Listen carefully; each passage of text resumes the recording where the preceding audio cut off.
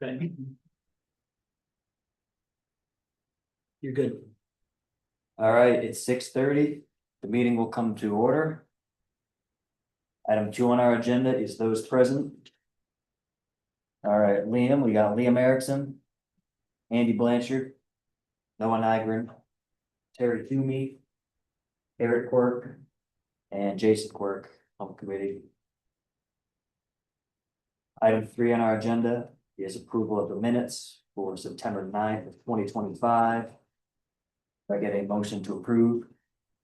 Make a motion to approve the minutes. All right, do I have a second? All right, motion by Andy, second by Jason. Those in favor?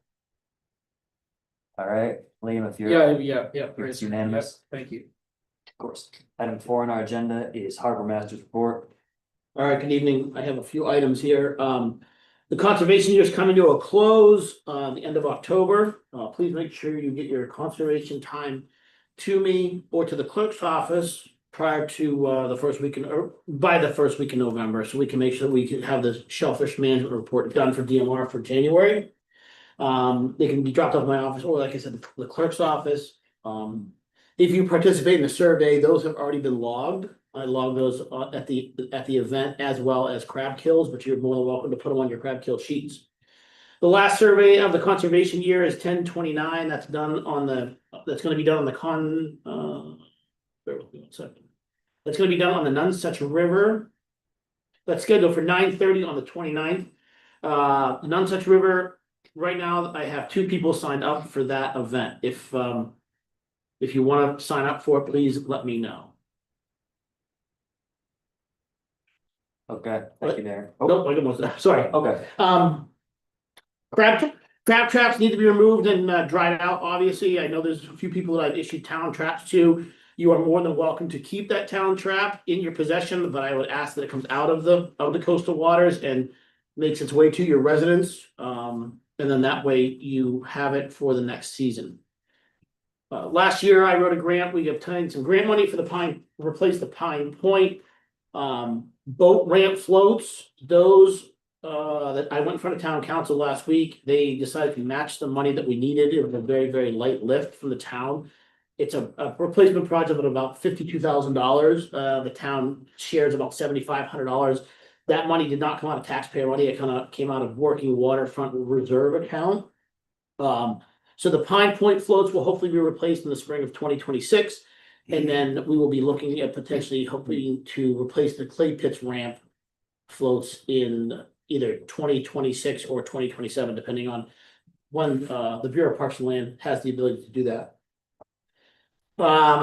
Last June, when I took over, I applied for a grant money to replace all the pier floats on the pier. That money we were luckily advised we got the grant money. It's the mid $90,000 range. I will be going in front of the Coastal Waters Committee and Town Council to get the matching money for that. So hopefully we can replace some of the pier floats that are in dire need of repair. Also in front of Town Council last week. I'm going to be driving a pile and putting a dock extension in at the end of where the public safety dock is now. And that's going to ensure a bunch more skiff tie-up space. It will still stay commercial only, but you folks will be able to utilize it if you need to. I know a lot of you guys obviously bring your product out in the boat, so it's not really, but that's going to bid hopefully within the next week. I have to finish the spec this week. But that will be work that will be done between now and next April. So there'll be more dock space, more dinghy tie-up, skiff tie-up space. I'm in the process also of trying to procure some cameras. I've found some revenue streams.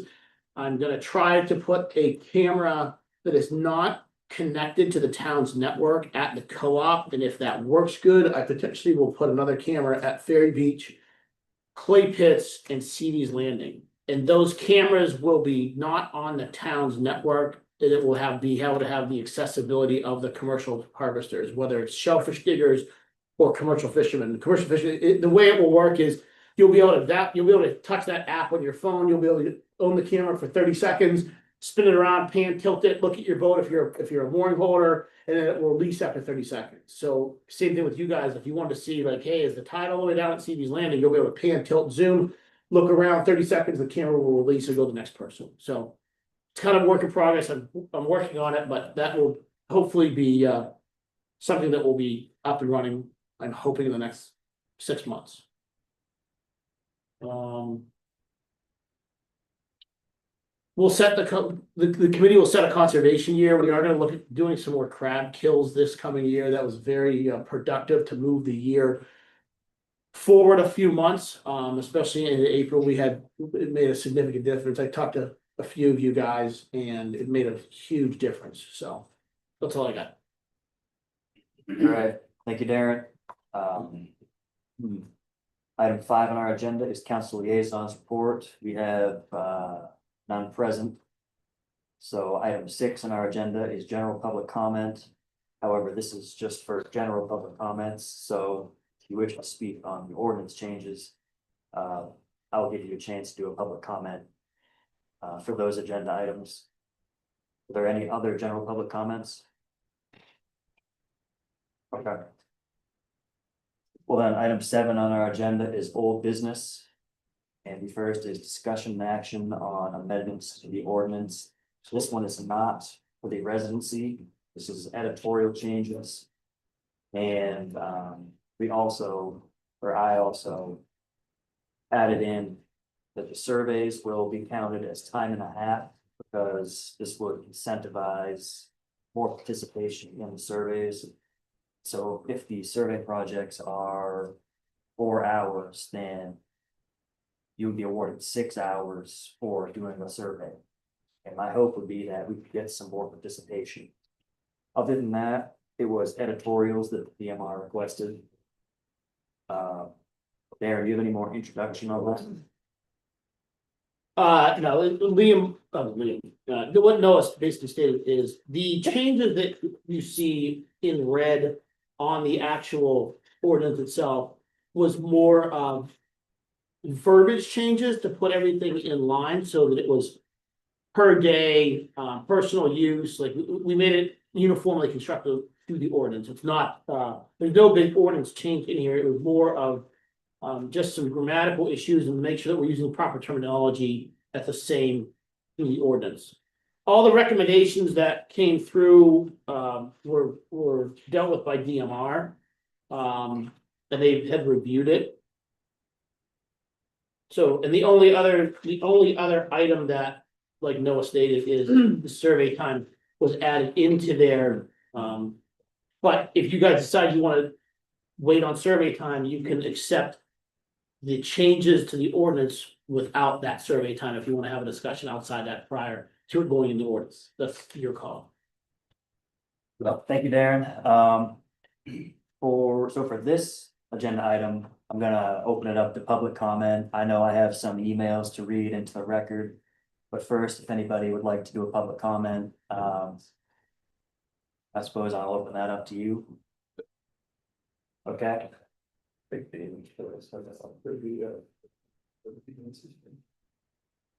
I got one from Lillian Erickson. Survey participation. Yeah, okay, so I have one public comment that I'll read into the record real quick. Lillian Erickson, 288 Pine Point Road. My opinion is that if the DMR or biologists believe more survey data will be beneficial to maintaining the health of our intertidal area, then I am in favor of requiring survey participation every 2 years. I do not feel it is necessary to incentivize surveys with extra hours. If we need the data to keep our flats healthy, then that is all the incentive we need. And then it says, thank you, Lily Erickson. Okay. Let's see, I have.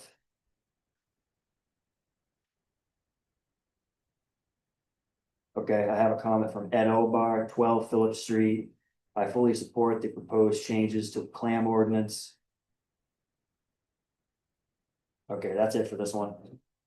So no other public comments on this item. I do. Of course, could I? I don't care about the hours at all. But I question, why you take a GPS point at every plot. I think that's complete waste of time, it doesn't even change at 100 feet.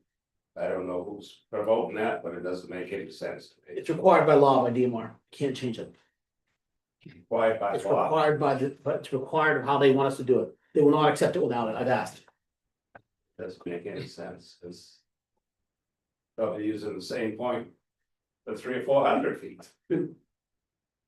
They seem to think that it's accurate enough.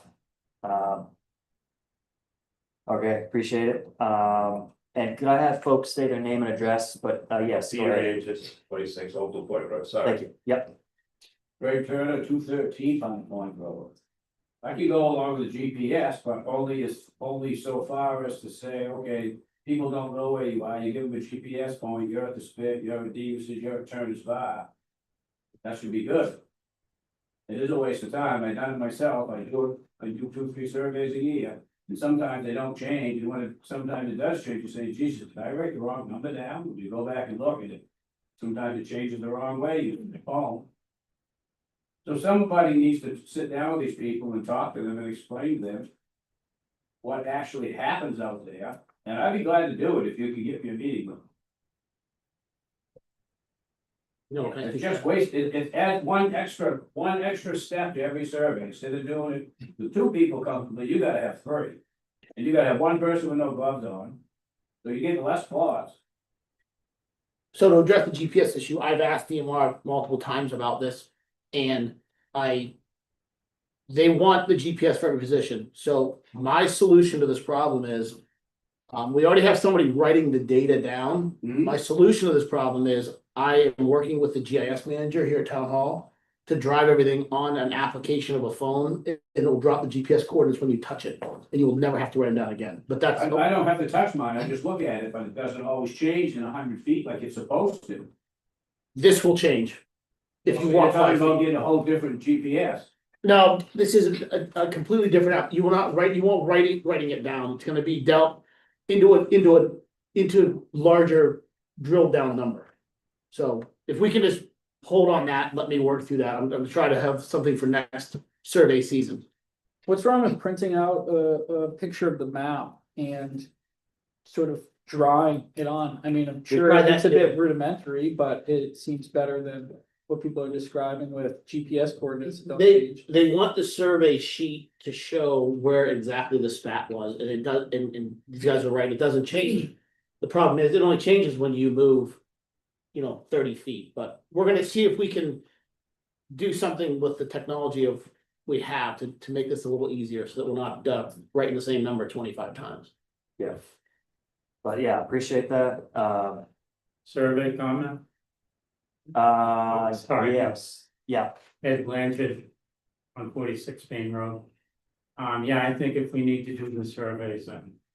Yeah, I don't need any extra time either. And just do them whenever you guys say. yeah, I appreciate that, for numbers, we're still not getting lots and lots of surveys. And so this is a suggestion that came from the DMR, we didn't wanna go.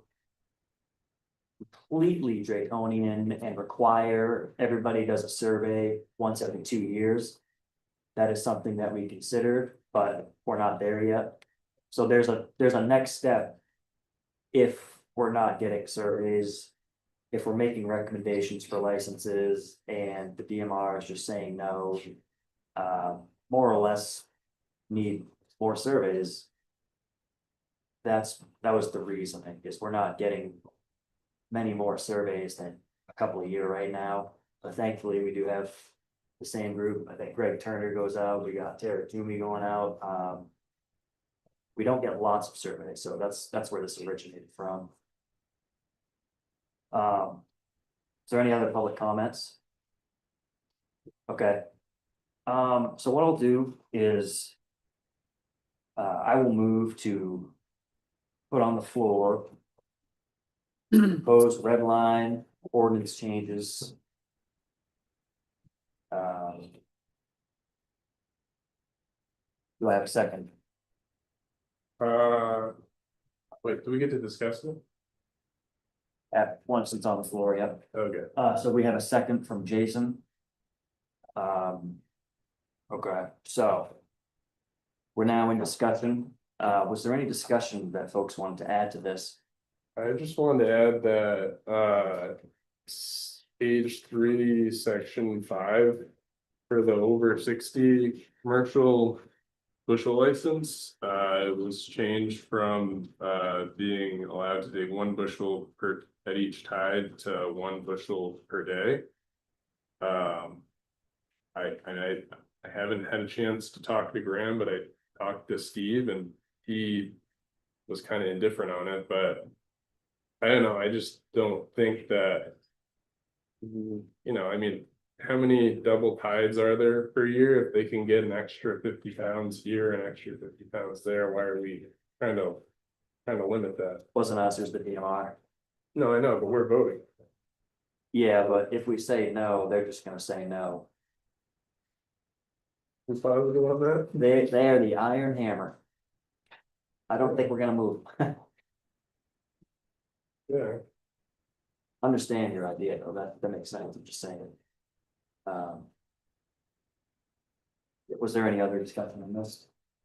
Pretty editorial here, but I mean, does every other town have that if they have an over 60 license? I haven't researched it. right, I mean, I don't see where it's gonna hurt. With the amount of double ties and these guys, I mean, the 2 licenses we have right now are over 70. That they're gonna put any dent in the resource digging maybe 2 tides 5 times a year or something.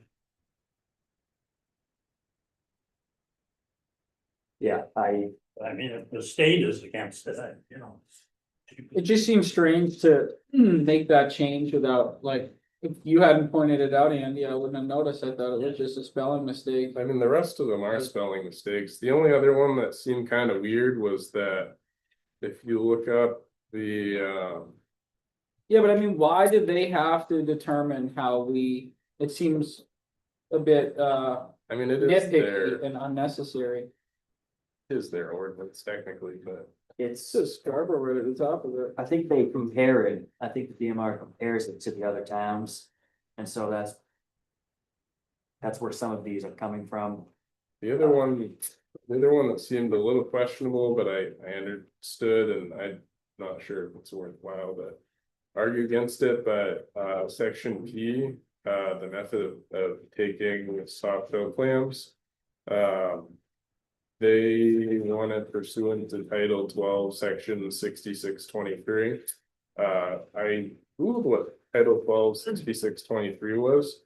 And it said that it allowed for, like, I believe research dragging or something like that, as long as it's for research.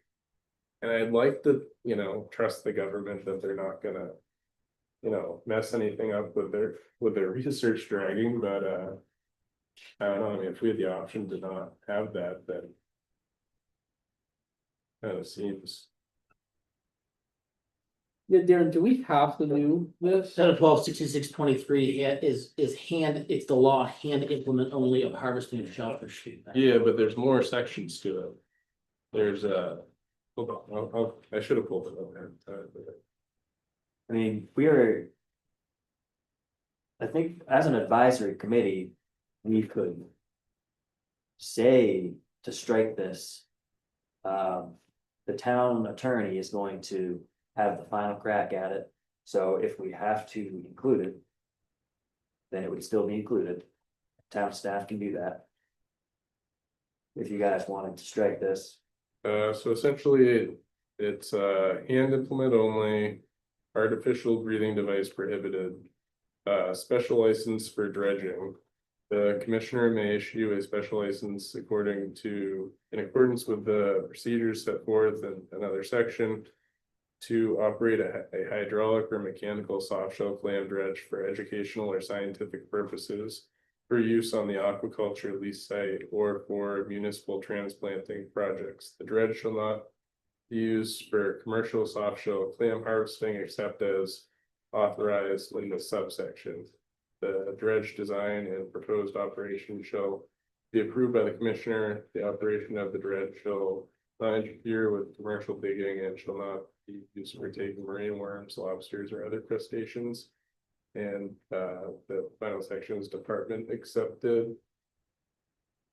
This shall not apply to equipment operated by the department for transplanting under a conservation program or conducting research on shellfish. Yeah, I mean, it just seems to me that like the scientist or the government is gonna come and have their way with it regardless. And this just opens an opportunity for somebody to say, you know, hey, I'd like to experiment, you know, with this and that or whatever. I just don't know why we have to do this stuff. Like, are we required just because they say to do it?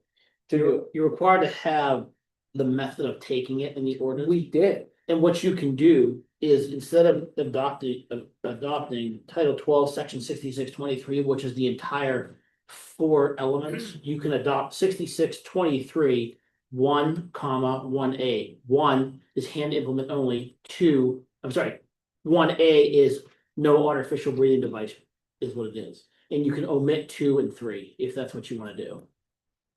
Yeah, it seems like a good idea to me. We also have the authority to go above and beyond. How restrictive the state is. So that is what Don always told me. We can be above and beyond how restrictive they are. So if you wanted to leave it how the ordinance reads.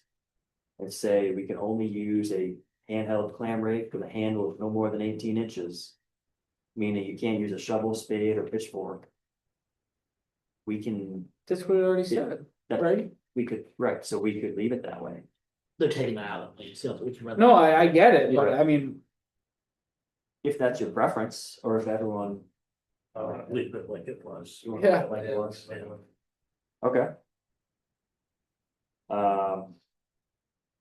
Is there any other discussion then? I suppose I'd be willing to offer a motion on that. As long as everything else is something you'd be willing to vote on. I mean, if we're already taking this out, then what about this over 60 license? yeah.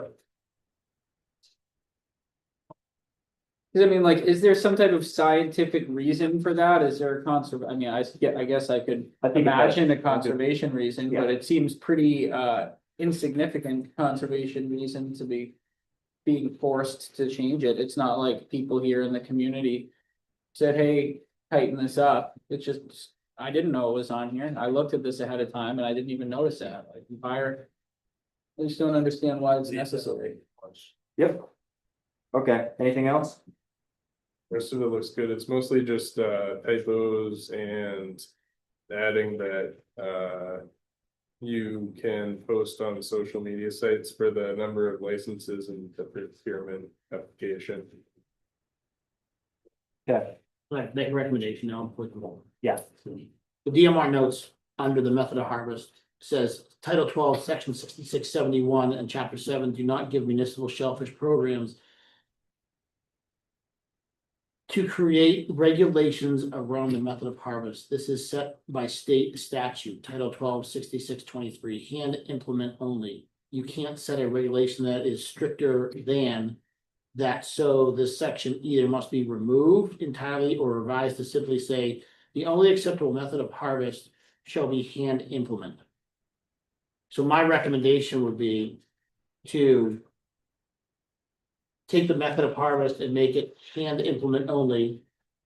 In a lot, in accordance with Title 12, 6623-1. And the note that I just read was from Ari from the ordinance review. okay. So we're still doing a motion, that's fine. All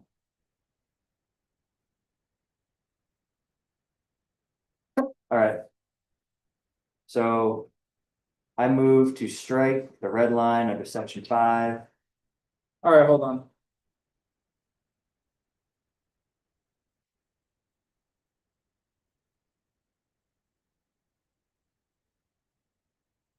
Yeah, I'm caught up, thank you. All right. So did you get that? So what I'm gonna do is I'm gonna read it again. Yeah. I move to strike the red line. Under section 5. Revise the red line. Under section.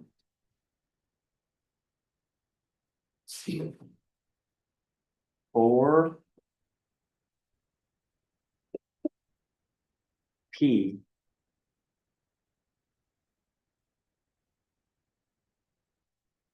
To be in accordance with Title 12, Section 6623-1.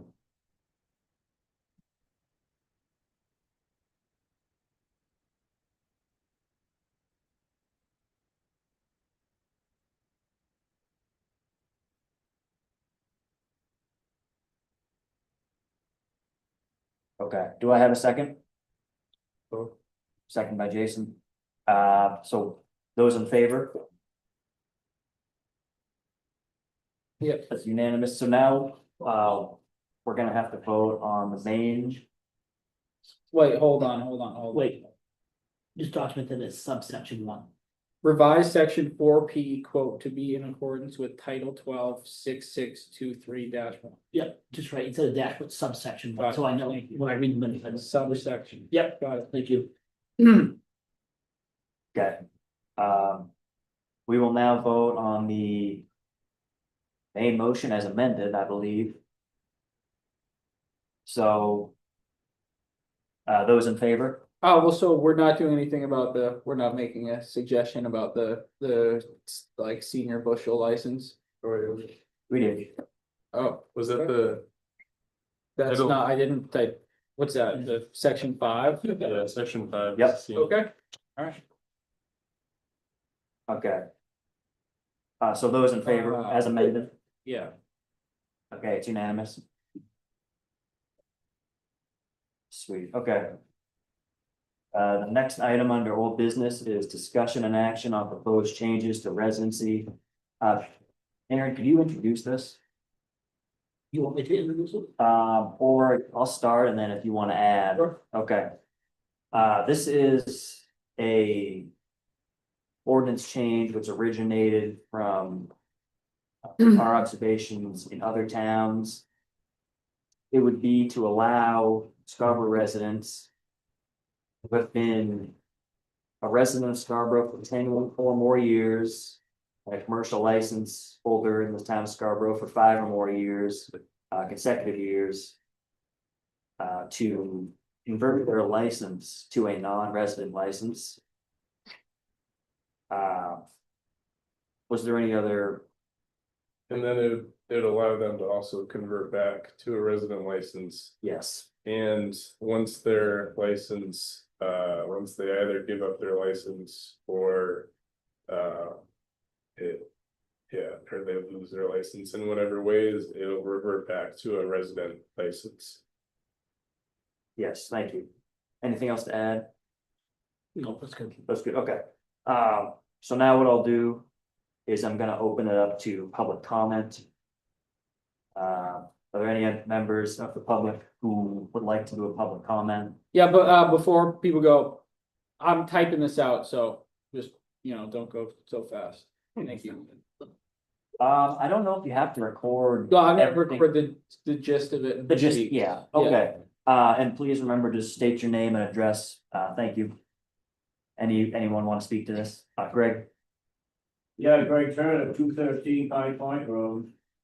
And I've heard rumors of this, but now that I've actually heard it read, it's even more insane than I thought. To be able to go over, go back, and then that's total insanity. Say nothing of if you move out of town, say 10 people leave town, correct? And you've got 40 people sitting for the lottery that want a license. Well, those 40 people that live in town are paying taxes towards the infrastructure for all the clam stuff in this town. People are leaving, they ain't nothing. Unless you want to make it be $100 of survey work or something, that might offset it. Appreciate that. I believe they would be subject to the non-resident fees, but yes. And I guess I'll keep taking public comments. Peter Angeles, 26 Old Blue Point Road. I'm against this still because a number of reasons. I think this program is supported by the town in a number of ways, and I don't know why the town would continue to support it. If half the people, you know, aren't from Scarborough anymore, they're living in other towns. And some of the reasons they say it warrants, taxes, well. I wrote, this was up for this council a few years ago, I think it went as far as the town council. Every surrounding town that surrounds Scarborough is in the same tax shape as we are. I don't see that you're gonna save any big amount moving one town over, whether it's Durham, South Portland, Cape Elizabeth. The other thing I say is what Greg Turner said, last time they gave out licenses. I think there was 50-something people, I asked the town clerk, this was a few years ago, 50-something people that did live in Scarborough and qualified for a license in the lottery. That's a lot of residents that want a license. So, I would honestly say, if you wanna move out of town, then give up your license. You know, I just don't think that's fair.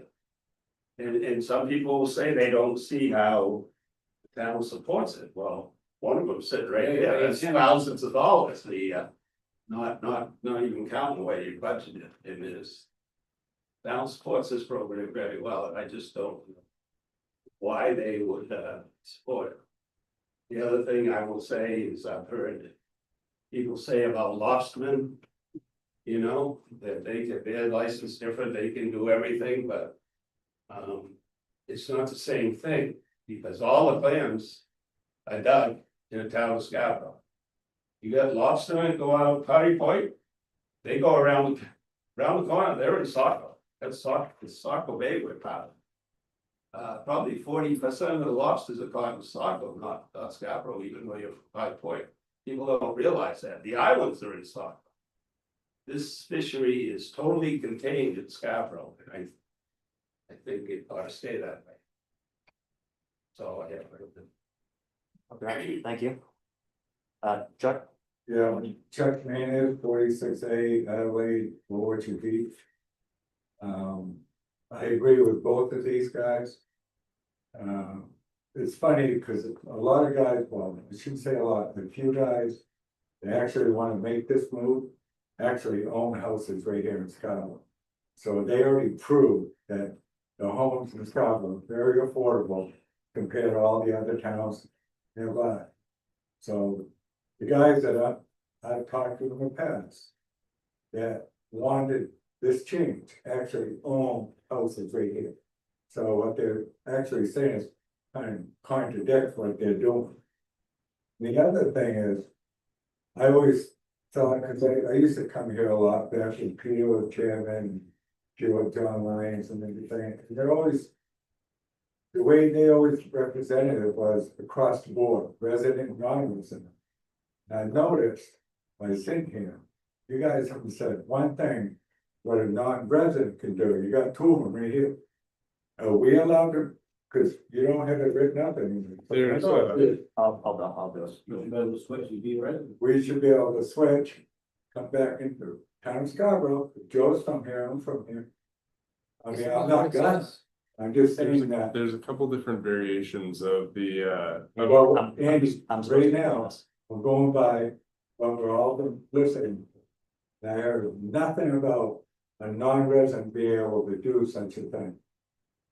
Yeah, what happened is we heard back from the DMR and she said, well, if people start moving out of Scarborough, then you are not going to have your 10% of Exactly.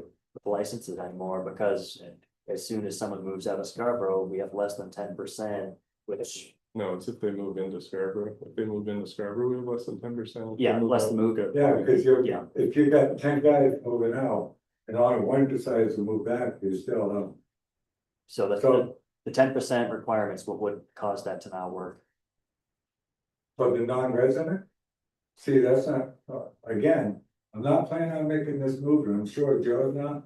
But it'd kind of be nice to be on the same page as everybody else.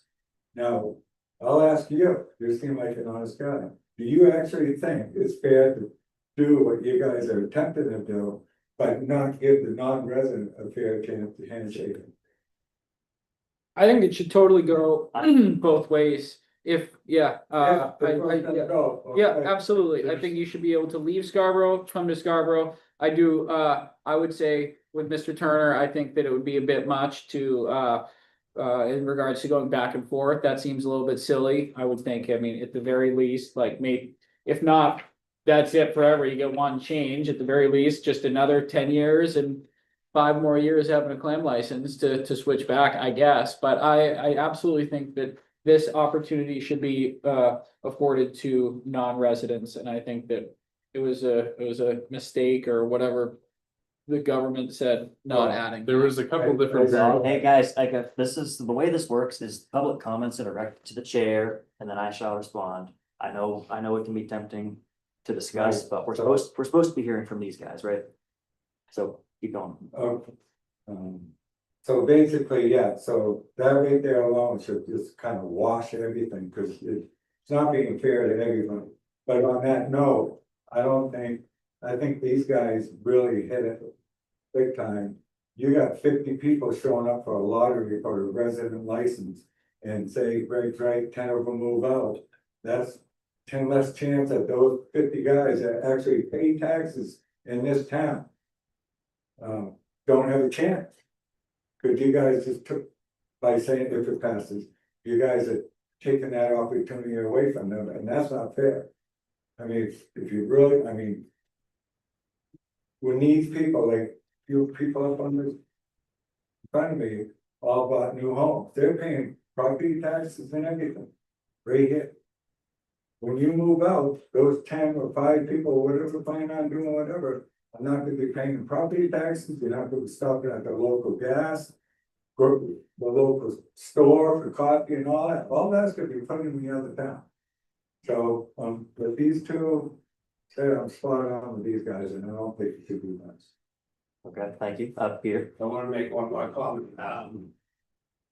I guess what I'm asking is, I hear other towns, how many other towns are actually doing this, do you know?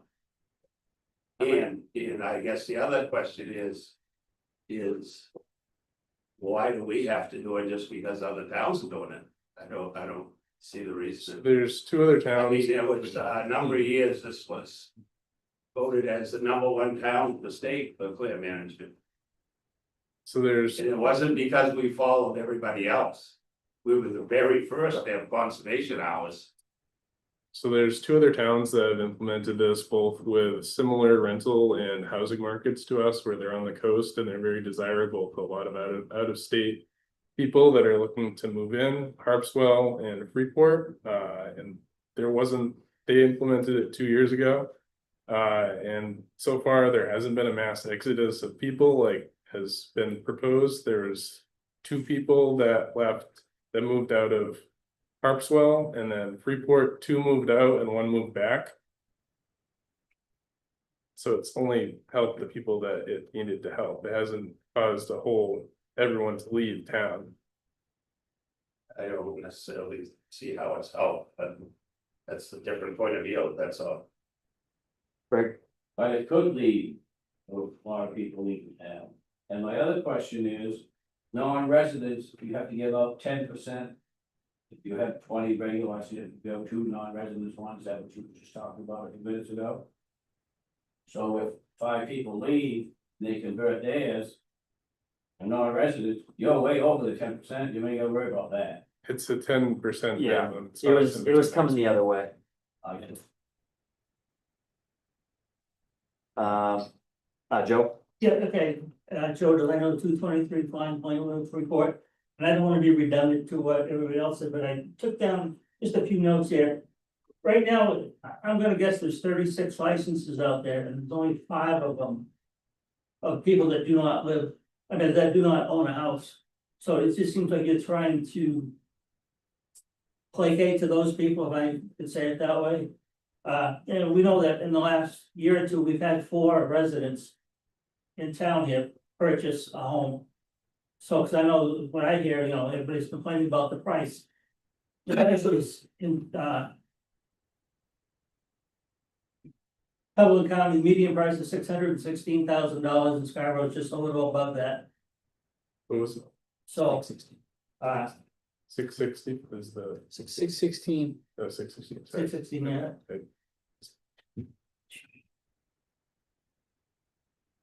Oh, just going back to the housing prices and stuff like that, I know from when I purchased a house compared to now, I'm getting 3 to 4 times as much per pound as I did at that point in time. And we're getting it over a longer period of time. Before it was more in the summer months that you got better money for the product. Now it's basically throughout the year. So. And again, you know, people that are moving out of town, that they're not paying the property taxes. They're not buying the groceries, gas, going to the restaurants, which all support other jobs within the community. And the only other thing that I wrote, because I mean, I served on the committee for 19 years, a long time ago, and the ordinance only says that the committee's job is to manage the resource.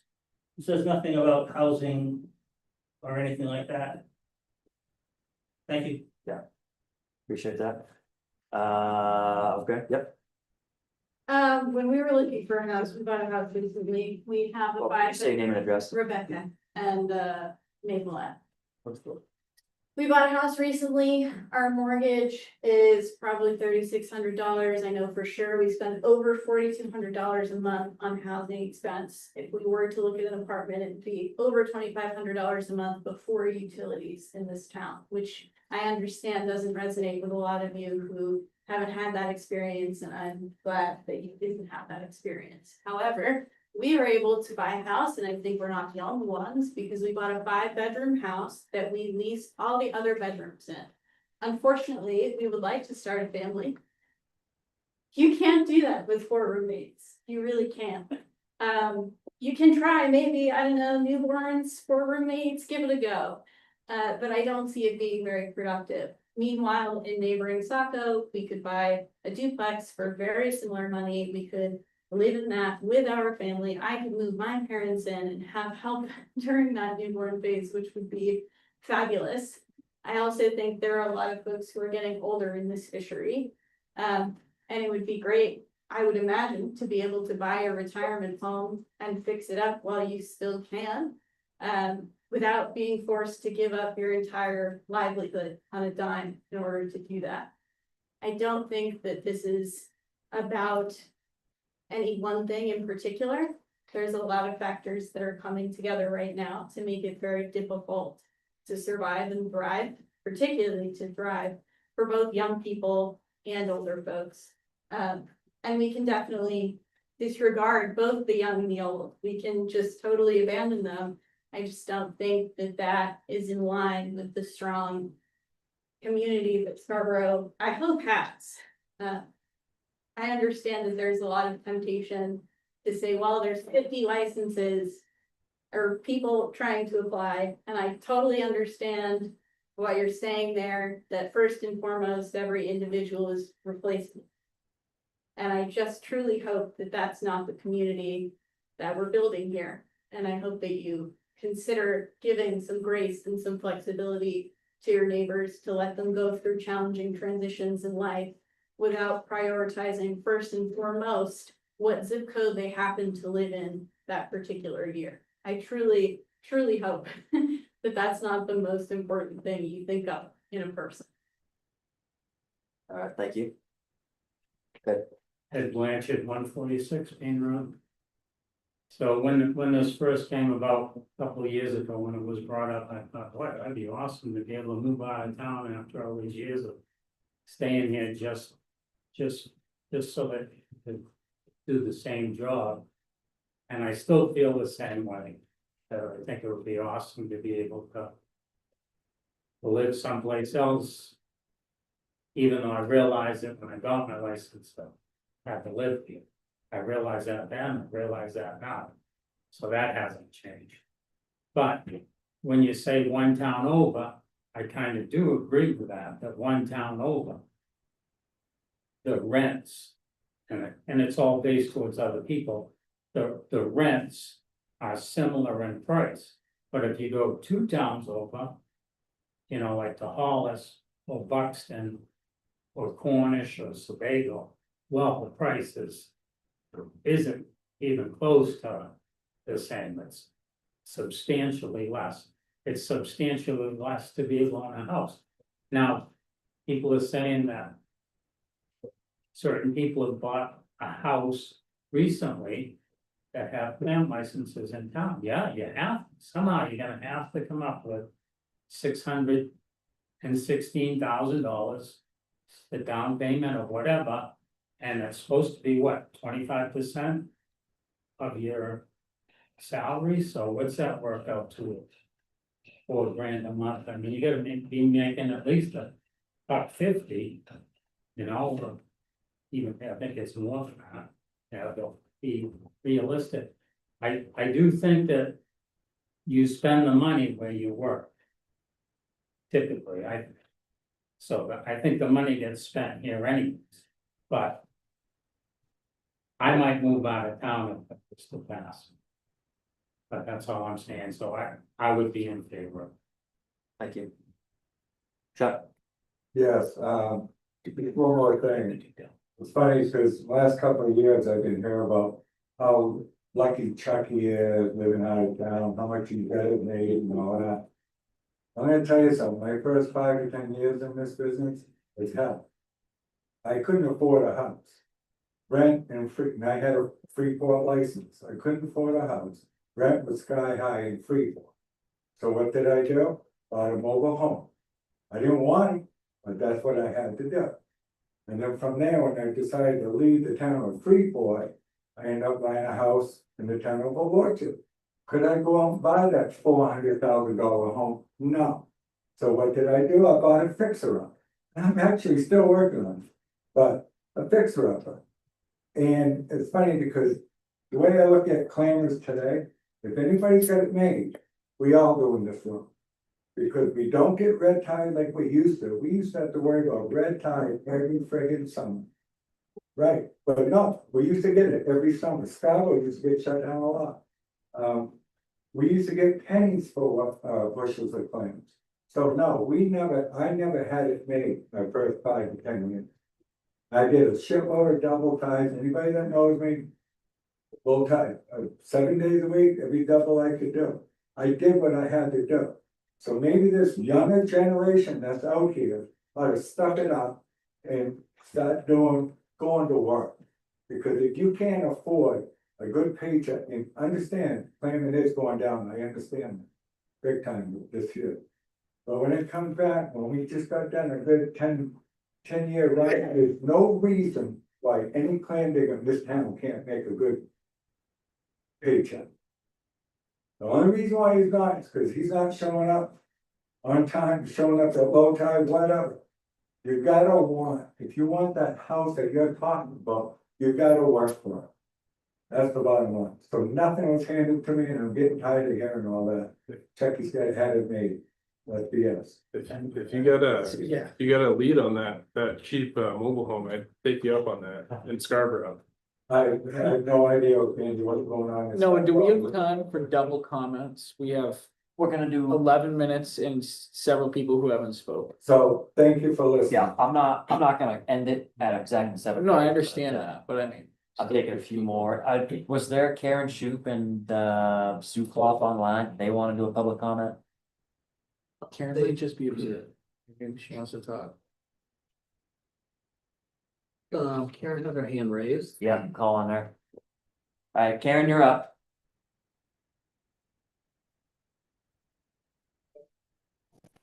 Hi guys, I'm sorry I can't be there in person. Can you hear me okay? Sorry. Yeah, now If you just. get So I closer. just wanted to tune in because I know you guys are working. Okay, sorry. Okay, so I just wanted to tune in because I currently am the chair of the ordinance committee. So I just wanted to kind of join the conversation, see where this is going, and kind of let the public know and also the committee know kind of how the process works, because I can see that there's a lot of engagement on this topic. And so, anytime you have residents showing up here, they're going to be showing up at the ordinance committee, giving the same opinion, and they're going to be coming to town council, giving the same opinion and expressing that. And so I think whatever recommendation comes out of your committee today, Darren will take it back, staff will give it by legal, and then it typically comes back to you. So you'll see again, whatever comes out of here, and it gives you kind of a second chance to make sure it's really what you felt like captures your feelings and your intents of what you're working towards tonight. And then obviously, if you vote it forward, it goes to the ordinance committee, which is one meeting, and then it will go to town council. I think when I was thinking about what you guys are debating right now, it made me think of the process we just went through with the Community Service Advisory Board for the beach fees. And so I think they did a great job of kind of looking at the other communities, which it sounds like you're doing.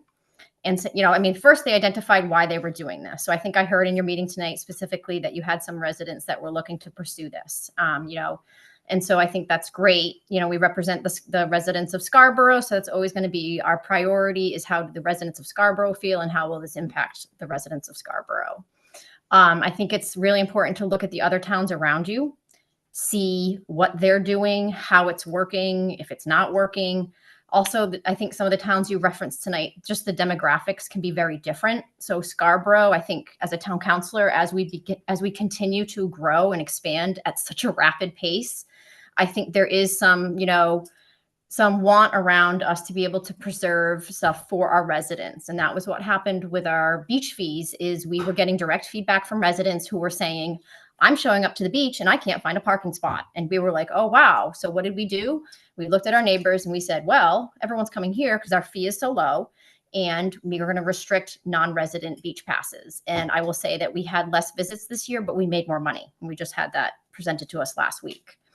And so one of the other things that might be good to come out of this process is to look at your fees. I know one of the things that we've been doing recently is just every time a new ordinance comes through, we say, hey, is this fee normal compared to our neighbors? It sounds like the fee that you guys have right now might be a little low. And so I don't know if that's also maybe something that we could at least touch on. I think when this comes through is to also then evaluate the fee as well. But I just wanted to be here, listen to the conversation. So then when you come forward, I kind of grasp. I will be honest, I do not know anything about shellfishing, but I know a lot about how ordinance is created and the process. So I just kind of wanted to see where you guys were at, get a little background. So when you do come forward to town council, I want you to feel like you do have someone at least who watched the process, understands it a little bit more, because that's kind of what it is we have so many different things coming before us. And it's great to know where it's coming from and why you make these decisions. Thank you. Yeah. Anyone else online want to do a public comment?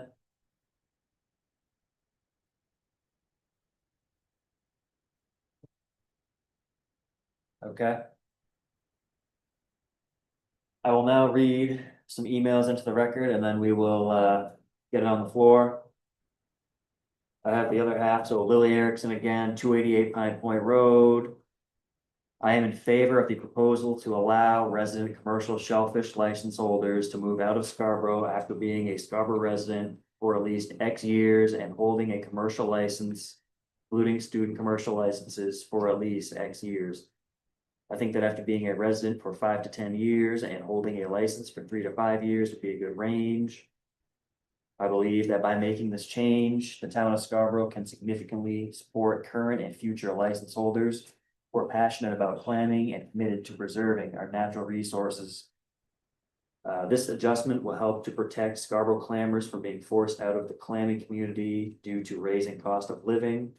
Allowing clammers to temporarily rent outside of Scarborough while saving to purchase a home here is vital. It ensures that those who are genuinely care about maintaining their licenses and contributing to the town can continue to do so without being financially burdened. This shift not only benefits individual clammers, but also strengthens our community by retaining dedicated residents who value our coastal roots. Okay. I have another one. Okay, Ed Obar, 12 Phillips Street. I fully support the proposed changes to the clam ordinance. And Robert Willett, 3 Trackview Terrace. Good evening, Shellfish Committee members. I am currently gone on a moose hunt, was not able to attend this meeting in person. I would like it to be known that I fully support the residency requirement proposal that is being presented to this committee that Freeport and Harpswell currently have in the ordinance. Thank you for your dedication and time on this. And that is all I had for emails. Was there any more? No, Okay. So were there any other public comments folks want us to do before we get into deliberation? Joe? Yeah, I know we've talked about affordability, but I went on the MLS this morning, and there's 14 houses in town less than $450. And no, you don't need to put 25% down. I mean, people that are paying an exorbitant amount for their mortgage, probably doing 3%. do you know what the HOA fees are on those? On what? On the cheaper, probably condos, most likely, Somewhere, and I just looked at the numbers, for major fixer uppers. but. Yeah. So there are affordable houses in the town here, people so desire. I Thank mean, you. there's always gonna be people that rent, there always have been. Right, Rebecca. I was researching this extensively. The housing that is in what you would think about maybe as the affordable range, which is under probably 450, 500, typically comes with an HOA fee between $500 and $700 a month, again, before utilities, or really anything else. You So need me. I appreciate the thought behind, yes, there are affordable housing options. And I think even if that were true, there are very few options. You can't really get a mobile home in Scarborough. There aren't those sort of in-between options at the moment. I know the town council is working to address that. That's fabulous, but it's gonna take them actual time for that to work. And unfortunately, folks who are getting ready to retire or folks who are just starting off don't have the luxury of that time at this moment. Thank you. Can I ask a question? We'll make it quick and, yeah, So would this be a third category, or is it just so is it just resident, non-resident, and an anywhere license? nope, No. it would convert to a non-resident. The I next was year, gonna say you could have like a fee of like well, $2,000 or something a year to have that license if it was an anywhere. yep, they'd be subject to a non-resident fee. Okay, so as long as you guys didn't want to say anything, I'll say, well, okay, so just name and address first. David Lancaster, 186 Black Point Road. I consider myself one of the probably youngest commercial license holders. And I'm all for this, honestly. This would give me personally just so much more freedom to, even look around at the housing markets all around Maine or wherever. And yeah, I'm all for this, and I think you all have extremely valid, responses to this. And yeah, this opportunity hasn't come around in a long time. I'm all for it. I appreciate that. Can I ask you one more question though? Yep. If this does pass, is it going to be from the moment that it passes going forward, or is this gonna go back? Yeah, anyone who has had their license for 5 or more consecutive years, who's been in the towns, the So town. it wouldn't be starting once it's passed? Right, so, yeah. If you anyone- meet the criteria, Right, once it's Yeah. passed, then once it's passed, Pass meet the it, criteria, you're it's good. in. Yeah, if you're already 10 years in and you had your student license or your license Okay, I wasn't sure. I was operating. Alright, and I'll take one more and then anyone from the front who hasn't Well, spoken. I haven't heard that before, but I don't know what student licenses have to do with it. well, heard what? They count as a commercial license. Yeah, but you said you gotta have them at least 10 years. Yeah, Resident do that. for 10 years, resident for 10 years. And so if you, possess a license. Well, it seems, I mean, they gotta give it up at 22 anyway, so I don't. right, what this means is That's if fair. they, and we'll get into it more, but if they've been a Scarborough resident for 10 years, that's a requirement. If they've had a commercial license for 5 years, that's a requirement. If they were a student for 3 years and then they drew their resident, we count it.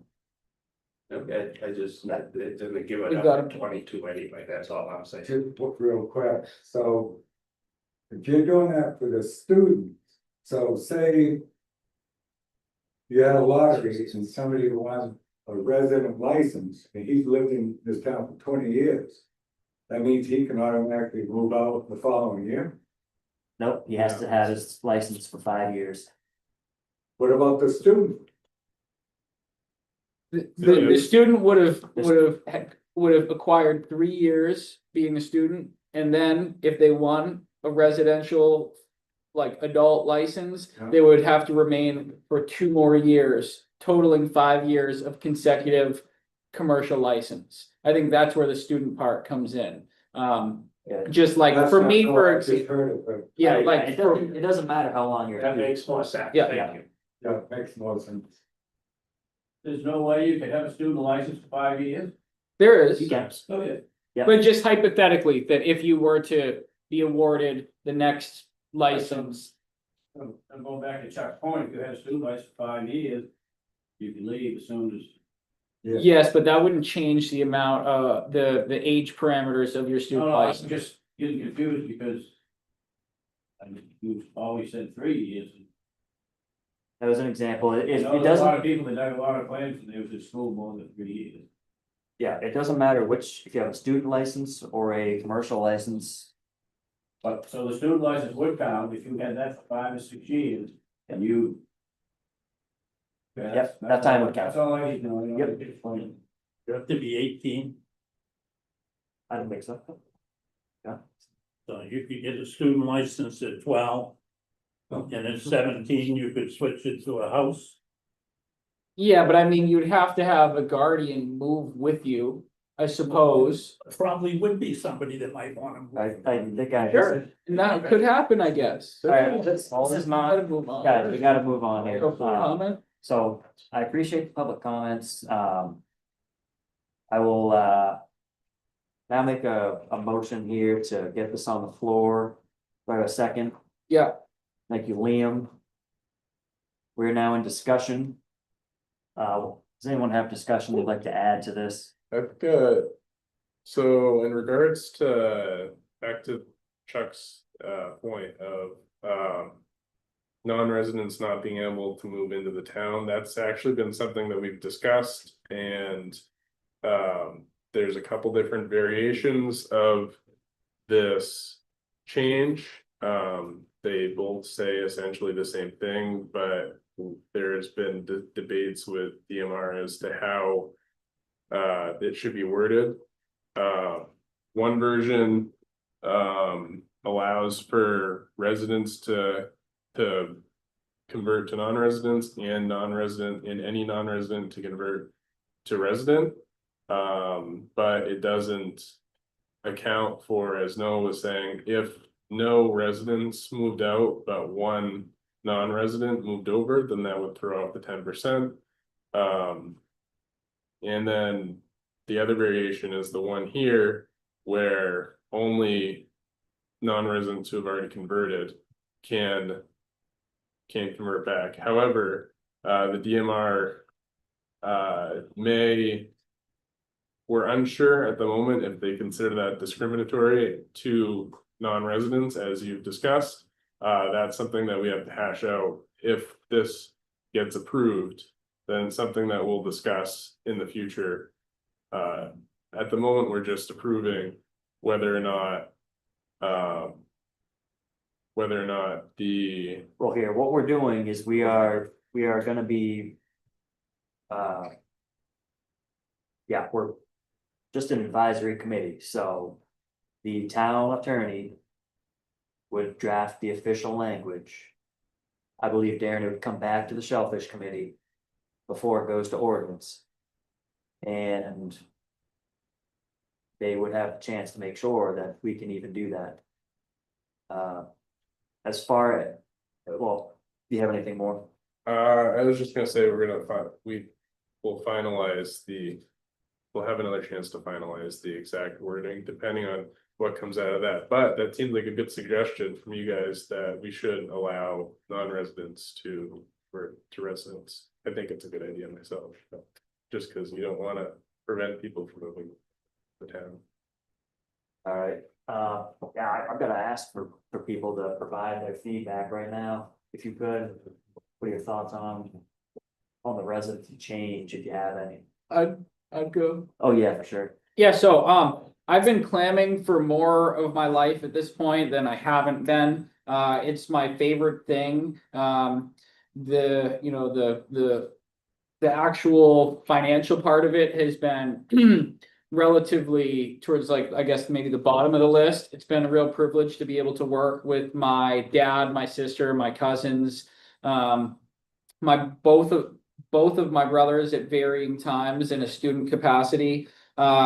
It has been what I paid for 2 degrees with. I bought a house with it. I bought 2 vehicles with it. And you know, I can imagine that until I have my first child one day, it's going to be the greatest thing in my life. I love it. I bought a house in Scarborough about a year ago. And I probably would have bought a house in Scarborough. I was kind of gunning for this location. And I still probably would have bought it even if I had been allowed to buy elsewhere. However, it really removed options from my plate having to stay in Scarborough. I would have been able to expand my horizons. I don't think, I mean, I guess I don't know. I couldn't point to a factual piece of data, but I just can't imagine that your money can't go further, your dollar can't go further in other towns. You know, in another world, if my whole family disappeared right now, I'd be interested in moving out of the town of Scarborough. I can't believe I wouldn't be able to find something cheaper, more affordable in Buxton, Hollis, something like that. And I'd probably like having a lot less people around. I guess maybe the last thing would be, I don't feel that it's unfair. I'd love for people to have the opportunity that I didn't have after having bought the house here. I mean, taxes. There's a lot of talk around the town with taxes and cost of living here, and it would just, I think it would be a real win. And then I guess in regards to people, a mass exodus from the town, I'm not leaving. I'd love to leave in many respects, but I'll never go anywhere. I'll live and die right in the house that I just bought a year ago. Pretty close to guarantee it. But I would like someone else, like my sister, for example, to be able to move out of my parents' house. I stayed at my parents' house until I was 29 and a half years old, or 28 and a half years old. That's a total drag. I'd like my sister to be able to move out of my parents' house before she turns 29, and still be able to keep the clan license. So I think it's a great idea. It clearly needs work. It doesn't represent the non-resident licensed people.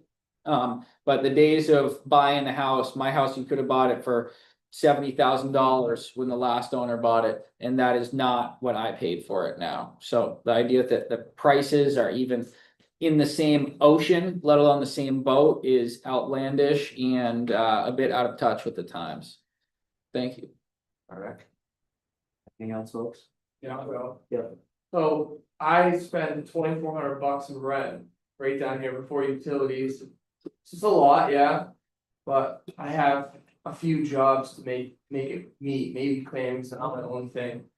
But it's not fair to the 50 people that show up that could afford to live in Scarborough. Just because maybe I couldn't afford it doesn't mean I'm higher than them. Like, oh well, sorry, you didn't win it, I won it, but I'm leaving now. You're gonna have to wait until something happens to get your license. It's not fair to those people that want those licenses. And I can just jump ship like, hey, sorry, I can't make enough right now to courthouse, I'm gonna go over there. And like Joe said, we're here just to conserve the resource, not mess around with licenses on where you live and like your zip code. It's like, okay, maybe we need to reduce the licenses to conserve the resource. That makes sense.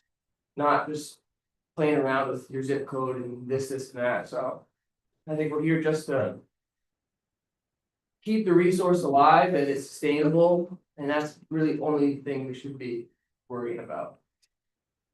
All right, appreciate that. I don't. We keep talking about how claimers that currently have licenses is unaffordable.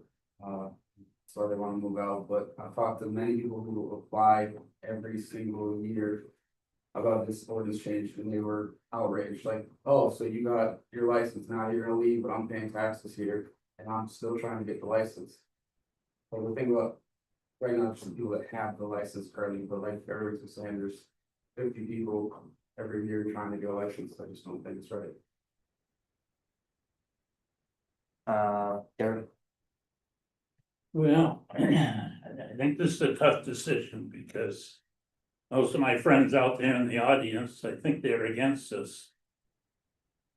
But I remember that I struggled a lot of years in this town digging. I mean, going back when there was $20 bushels or less. I didn't buy a house. Joe reminded me tonight. He says, "When did you buy a house?" I said, "I was 56 years old." I drove around $100 trucks and $200 cars. I mean, Joe can tell you, John McIntosh about it. I mean, and I was working full-time nights at LLB, and I couldn't afford a house in this town then.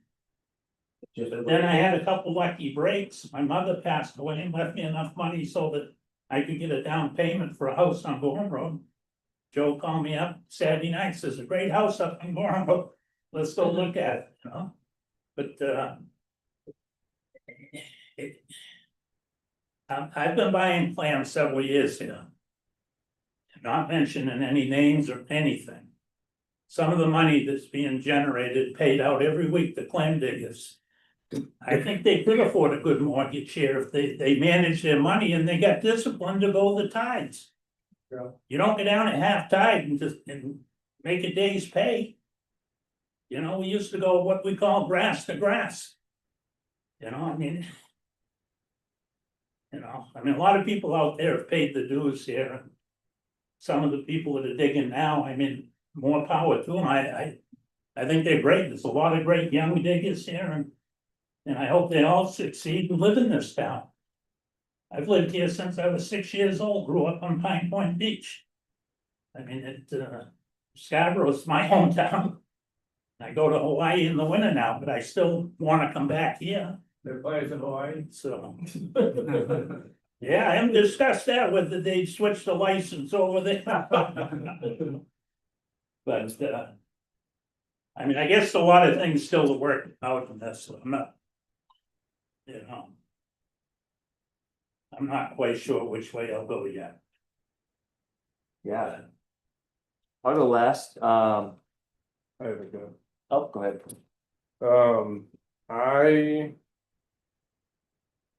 I don't think it really has, like, this isn't meant to have an effect on the 50 people that applied for the license and don't rely on clamming as their livelihood. I think this is meant for the people that already rely on this as their livelihood and have already lived in the town for a certain amount of time. They've set up a center of life in the town. They've spent a long lot of time in the community, and it's just to allow them to get into a better financial situation than just to get in a better financial situation, like help allow them to cast a wider net to find a home. Like, yeah, sometimes there are homes available in Scarborough, but if you're looking for a home, you want to be able to search in Biddeford. You want to be able to search in Hollis. Like, the rentals, Scarborough's in their own kind of balloon when it comes to rentals and housing. And there just isn't certain kinds of housing that exist in Scarborough. Like, you're not going to find a lot of mobile homes. You're not going to find a lot of multifamilies. You're not going to find a lot of, I mean, you will find a lot of really expensive, huge houses. I just think that, we're not limiting, we're not making a change as to who keeps their license, or we're not making a change as to how many licenses there are available. I think people will just resort to sketchier methods to keep their license. Like, I don't think that it doesn't make a difference on license numbers. It just allows the people that already have the license to get in a better financial situation. All right, thanks, Andy. I'll go last. Oh, also, I have one more thing. I like surveyed. I try to get out a lot and talk to a lot of people.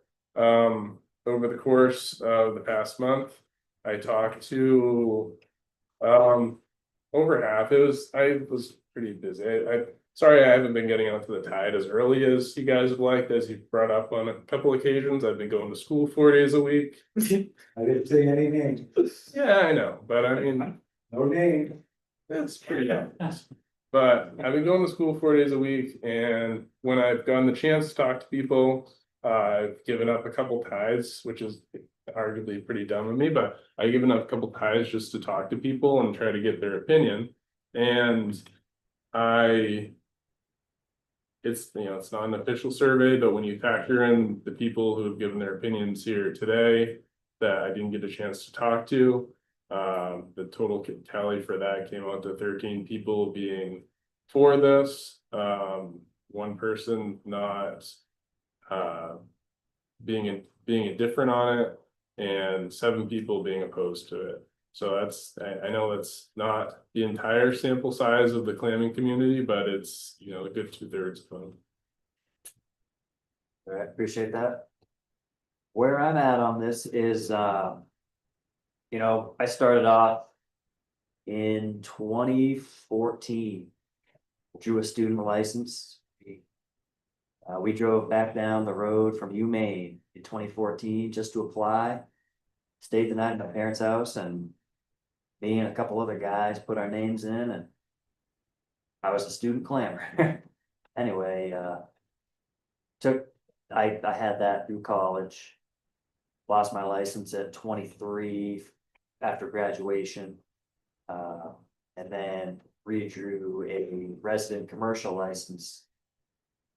It was on the tail end of COVID, and that was probably in 2020 or 2021 that I drew that. Anyway, I too definitely struggled with buying a property. I did struggle with buying multifamily. Lived in my parents' house from 24 to 26 years old. But I will say, if you pound it out and dig those tides, yeah, I was able to put a 20% down payment down on a place. So I know the struggle, and it's tricky. You never know how much time someone has to go into workaholic mode. I happened to have the time for that, so I didn't mind buying a starter house. It sucked, but it was definitely doable. So I also have heard about the difference between residents moving out of town and non-residents moving into town. And it's valid, it's a valid concern. The problem that I foresee is if we allow the non-residents to move into town, we have not satisfied 10% requirement, or at least the next year, we're not gonna have enough non-residents. And so I'm pretty sure the DMR is gonna say you need to add a license. And I'm not for that. I can't imagine it would go any other way than they say you don't have 10% of licenses, you need to add at least 1 license. Currently, we are exactly at 10%. So there could be cases where we have to potentially add 2 licenses that are non-residents. That's the reason that when I drafted this red line up, I did not include the ability for non-residents to move into Scarborough. It could very easily lead to the addition of 1 or 2 licenses the following year, which is a significant, it would be a significant burden on the resource, which is not our job. So that is the reason for it. It was to avoid accidentally adding licenses. I don't think non-residents usually want to move to Scarborough, but we had to make sure, if that makes sense. I'm open to more discussion on this with everybody else who was on the committee. But if we are to allow the non-residents to move into Scarborough, bringing us below 10%, I cannot support it. Because it would add licenses the following year in order to come back to our 10% requirement. Are you guys? Yeah, if that was the case, totally trash the whole thing.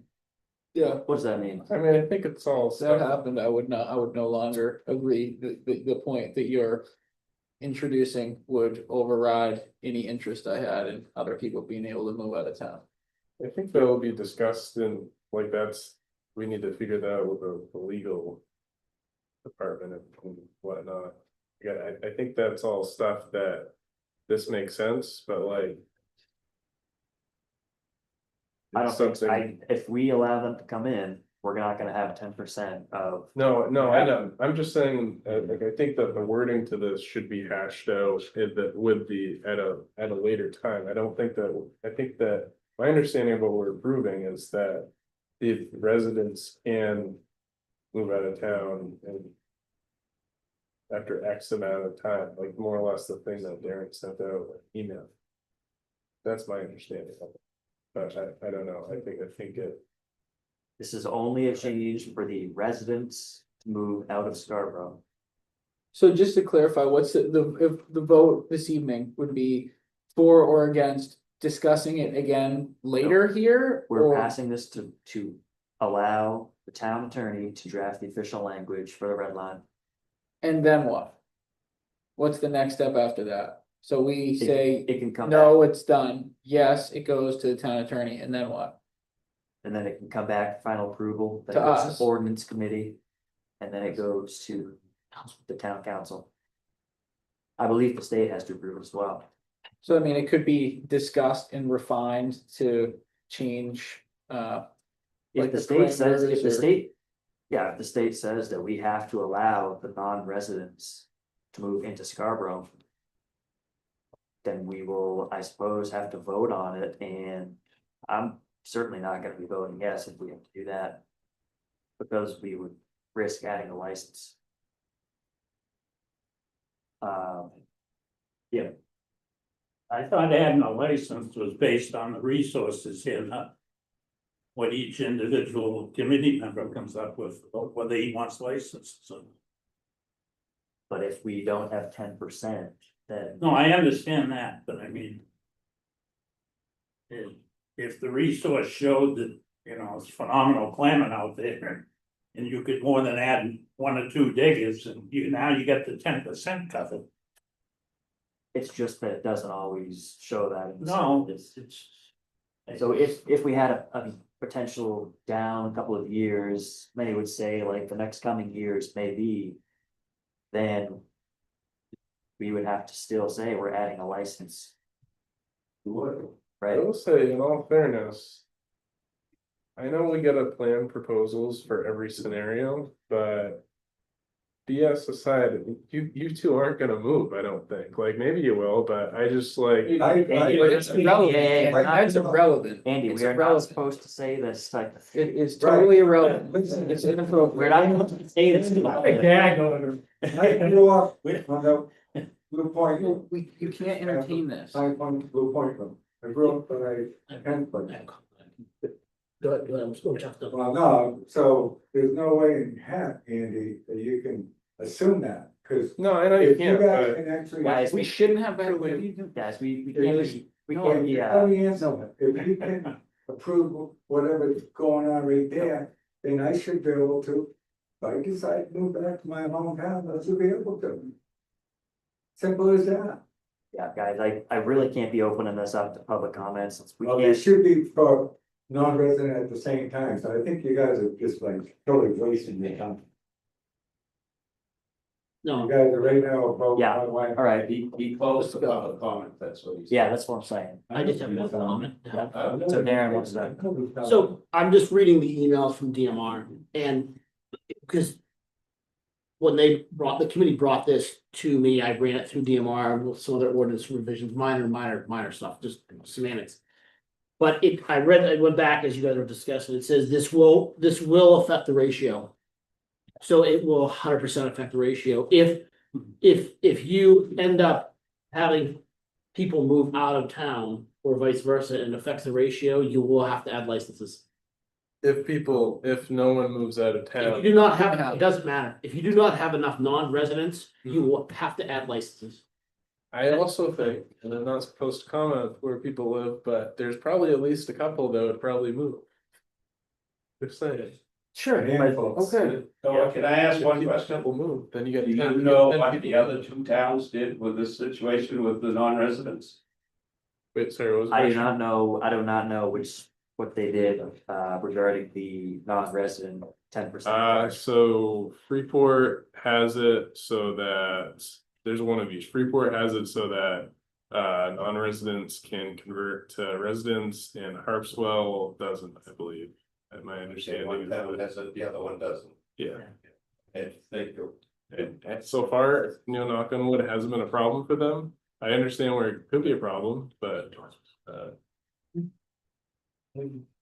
Alright, so I guess what I would say is. Before I offer a motion, and then we'll vote, get it on with our night, I think the way that we would do this, Darren, is. We would vote to move this forward to the town attorney for development of the red line for the residency change.